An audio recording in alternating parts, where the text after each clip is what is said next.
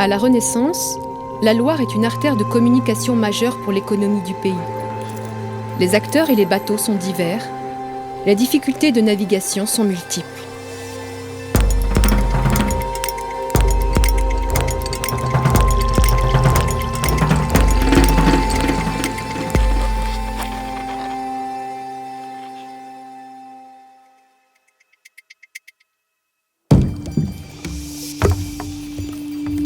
Le transport terrestre reste peu développé à la Renaissance, mais sur la Loire, naviguée depuis la préhistoire, le trafic marchand fonctionne intensément.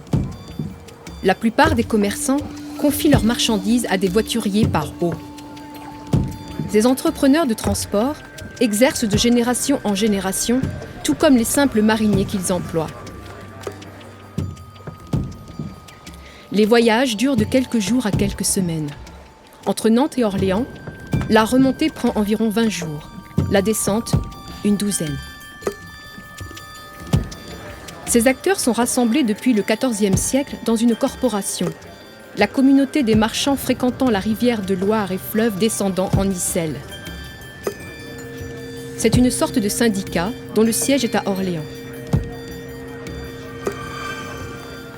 Des jetons de présence attestent de l'appartenance à cette communauté. Elle programme et finance l'entretien du chenal navigable et son balisage, règle parfois des indemnisations en cas d'accident et défend l'intérêt de ses membres, notamment au sujet des péages.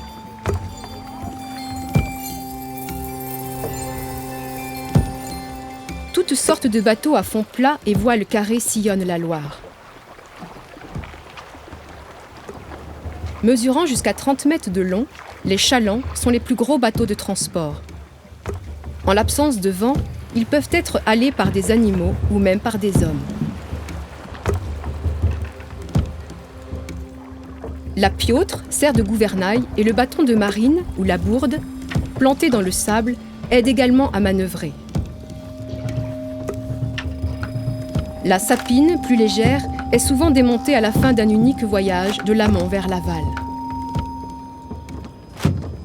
Les tout cabanés et futraux servent de bac pour traverser le fleuve, pour le transport sur courte distance, pour celui des personnes ou pour certains métiers comme la pêche ou encore l'extraction du sable.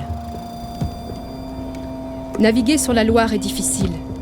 Les étiages, les crues, le déplacement des bancs de sable nécessitent une connaissance parfaite du fleuve. Le chenal peut changer d'une saison à l'autre. Les duits, sorte de jetée longitudinale faite de pierres et de branchages, orientent les eaux pour assurer la navigabilité. Les balises guident les mariniers. La remontée sous les ponts en train de 3 jusqu'à 7 bateaux, en abaissant les mâts, est périlleuse. Certaines arches sont obstruées par des moulins, d'autres par des pieux, nasses ou filets. Les réglementations sont nombreuses et difficiles à faire respecter. En 1547, Henri II ordonne qu'après information de leurs propriétaires, les écluses, pêcheries, nasses, moulins, arbres, pieux, empêchant la navigation, il sera permis aux marchands de la communauté de les faire enlever.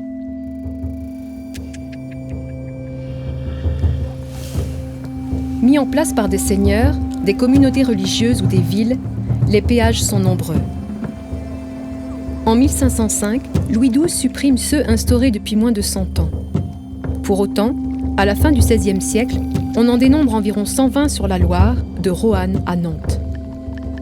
Rien qu'à Blois, on en compte 4. Des pancartes indiquent les taxes pour chaque produit. Ces tarifs sont sujets de nombreux litiges. Les fermiers de péage peuvent poursuivre les bateaux qui tentent de s'en affranchir. La communauté des marchands finance son activité avec son droit de boîte, nom qui évoque le coffre accueillant les recettes. Malgré tous les efforts pour sécuriser la navigation, les accidents sont fréquents, mais il existe des indemnisations.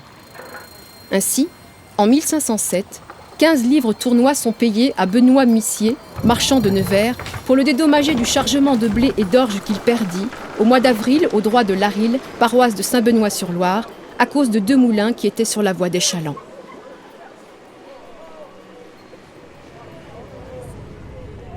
L'enjeu économique de la Loire est si important qu'au début du XVIe siècle, Léonard de Vinci, résidant alors à Amboise, conçoit des plans pour relier la Loire au Rhône, donc l'Atlantique à la Méditerranée.